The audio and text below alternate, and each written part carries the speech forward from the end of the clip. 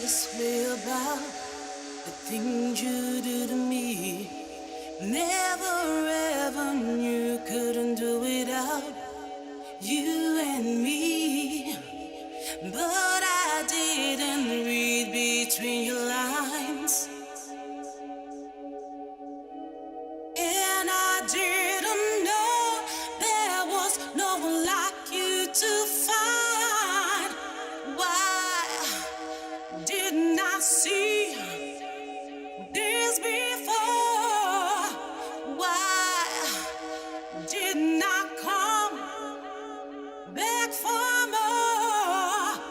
Now I do feel the pain inside, and now I see all I can do is hide and cry. All I can do is cry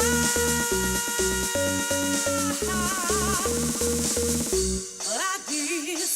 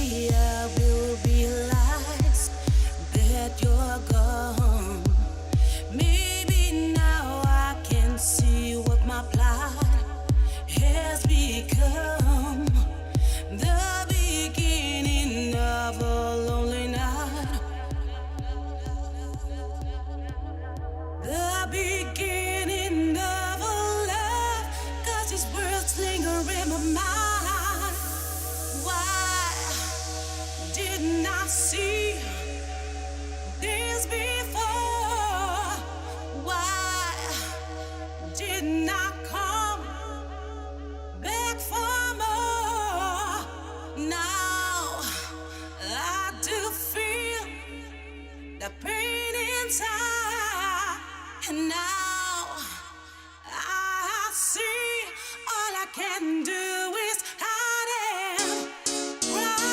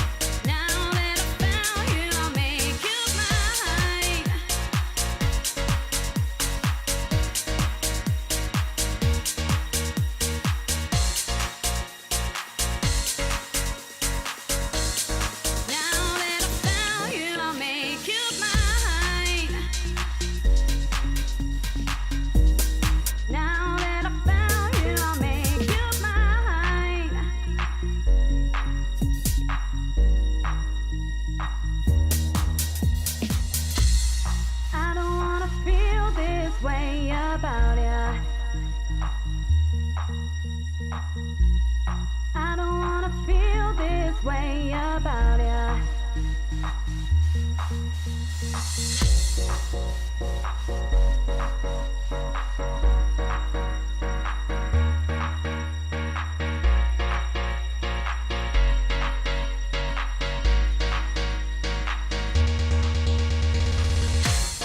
I don't wanna feel this way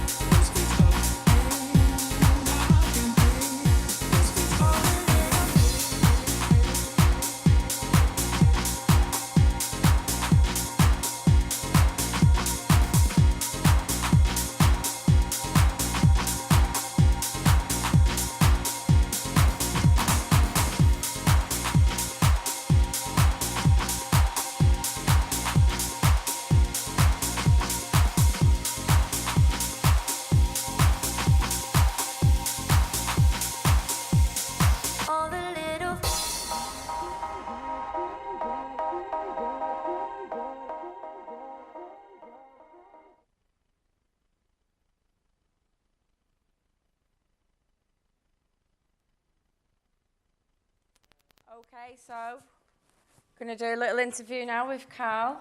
Just going to get him plugged in.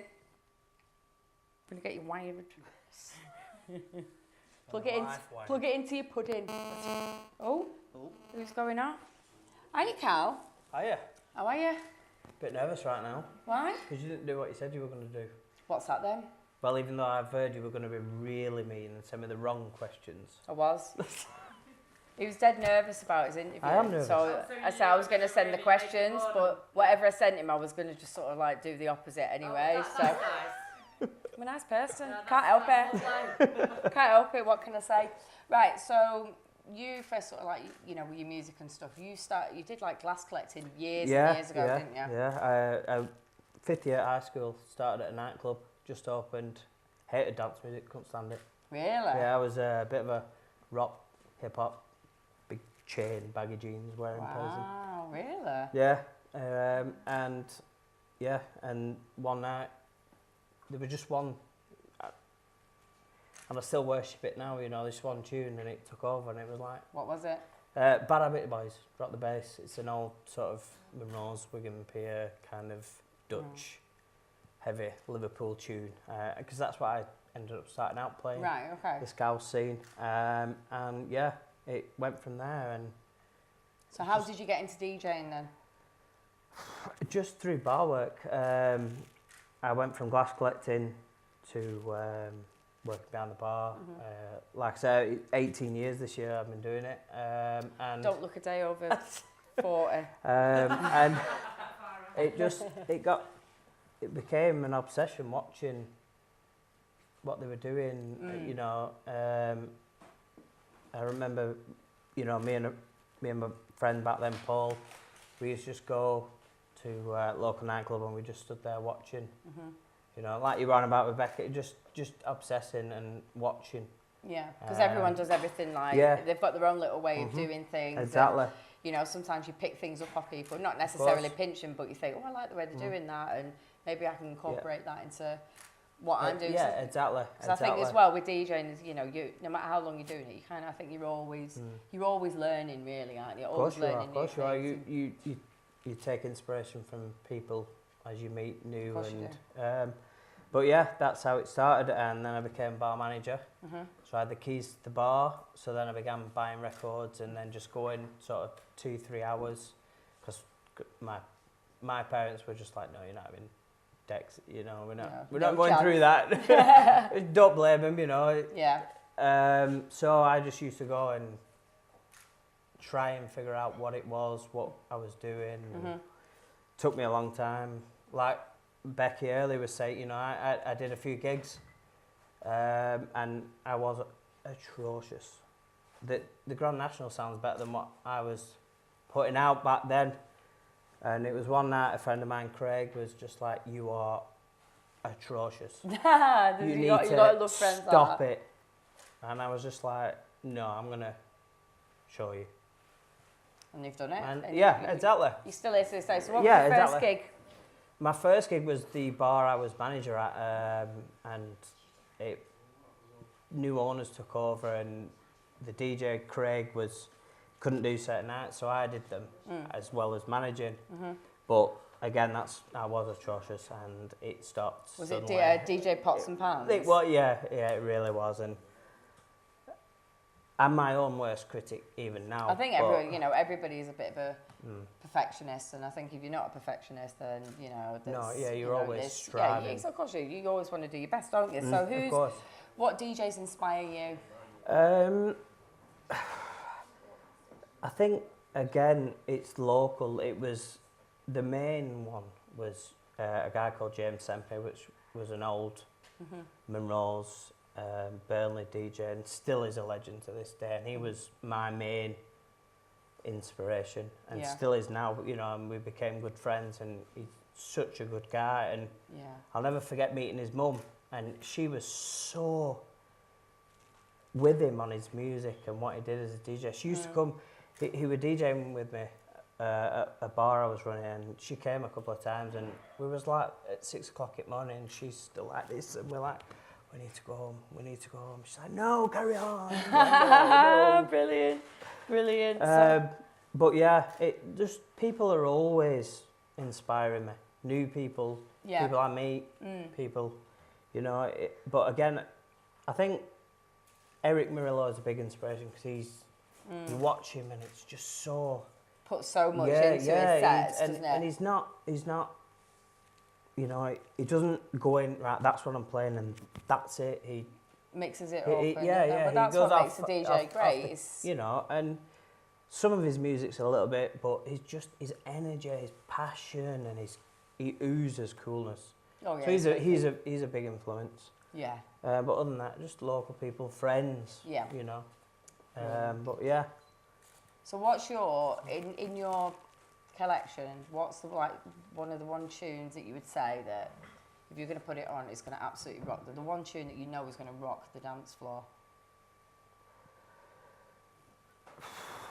For me, I think it would always be Eric Miller, Live Your Life. What? As far as house music. Yeah. As far as house music, if it was a more harder scouse set like I used to play, I think it'd be between Bad Habit Boys, Drop the Bass, and Want Happiness. Okay, so if obviously you've got your music and stuff on the internet, so where can people find your mixes? Mainly now Mixcloud. SoundCloud have sold out. We're against SoundCloud now. We've totally boycotted SoundCloud because it's absolutely rubbish, and I hope you watch it. Yeah, they've gone so bad. Proper sold out. I had a mix on there that I had on for about 2 years, and then they took it down for copyright. But how do you manage that? It's been on for 2 years. Yeah. Do you know what I mean? It's people put original material, their own music, and it's like... And it gets taken down. What? It's an absolute joke. Yeah. Well, thank you so much for coming tonight. You're playing a blinding set, so if you want to get yourself unplugged, well, Miriam just smashes up our little bar thing we've got going on. Just continue to tear the decks up. You can just leave that on the chair.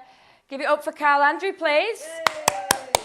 Oh, and I need to do a shout out as well for Matt Lawn and his beautiful girlfriend Helen as well. Thank you for tuning in tonight, guys. I hope you're enjoying the show. Get yourself unplugged.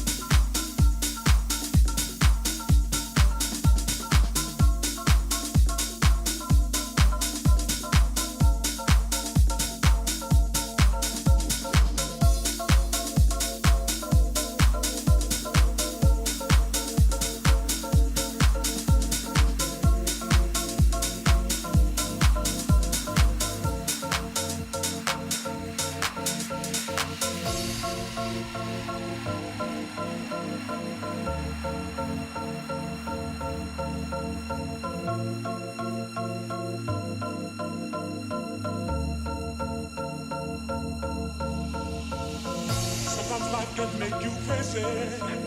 It can really put your body to the test.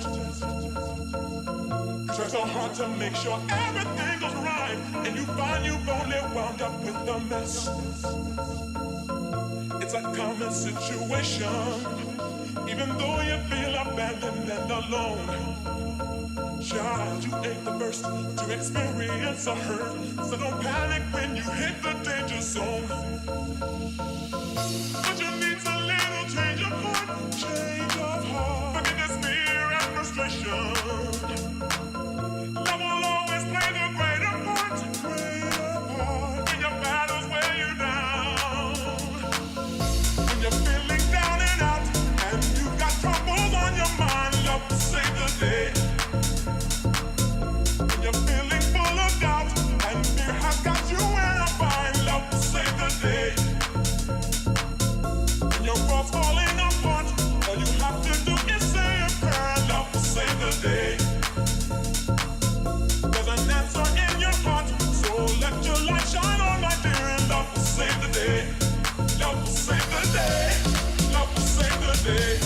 Love will save the day. Love will save the day. Love will save the day. Love will save the day. Love will save the day. Love will save the day. Love will save the day.